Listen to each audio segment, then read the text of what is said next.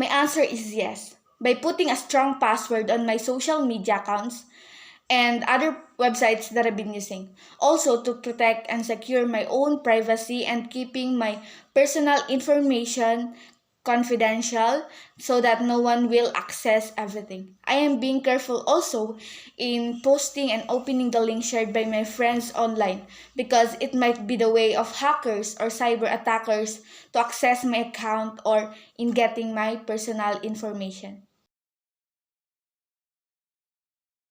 Well, for me, the practical relationship among cybersecurity assets, risk, and security measure in my daily lives is that I have my own valuable things in life or derived as assets. And from that, there is a possible that something will happen to them, or what we call the risk. And lastly, in order for us to protect those assets that we have, we do security measures. We have three components of cybersecurity. These are confidentiality, integrity, and availability. First, we will discuss about confidentiality. It means that data or information is only available to authorized person.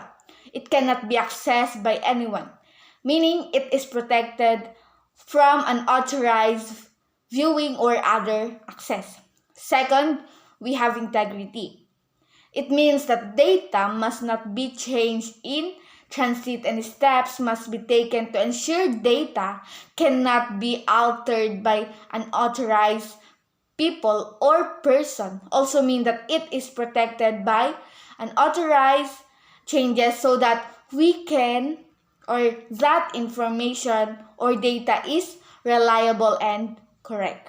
Lastly, is availability, which means available data that should be consistently and readily accessible for authorized people, which like for example, the ISU portal, it is available for us to access 24/7.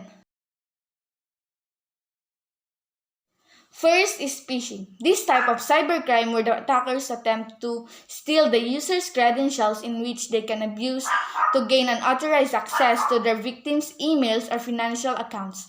In order for us to protect ourselves from phishing, we should exercise caution around suspicious links or email attachments that we mostly encounter or receive. So be careful for that. Number two, we have ransomware. So this is the subset of crimeware. It will infect victims' computers via phishing attacks or an exploit kit campaign. It will commonly encrypt the victim's data. So the attackers will demand a ransom payment as an exchange for the return of their data. Next, malware. Malware is the biggest online threat. The sample of this kind of cybercrime is that it will reach users via a number of delivery methods.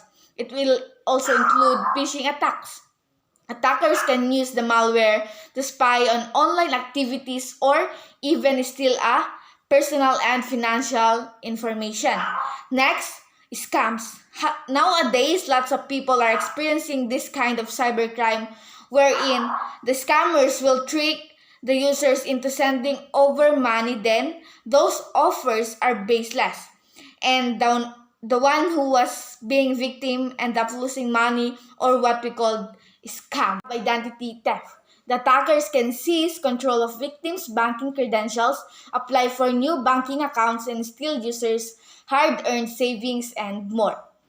We all know that nothing is stagnant on the web. Cybercrime is continually evolving. That's why we must build upon our own awareness on IT security threats. So that's all. I am Janet Visperas from BSIT 2-2.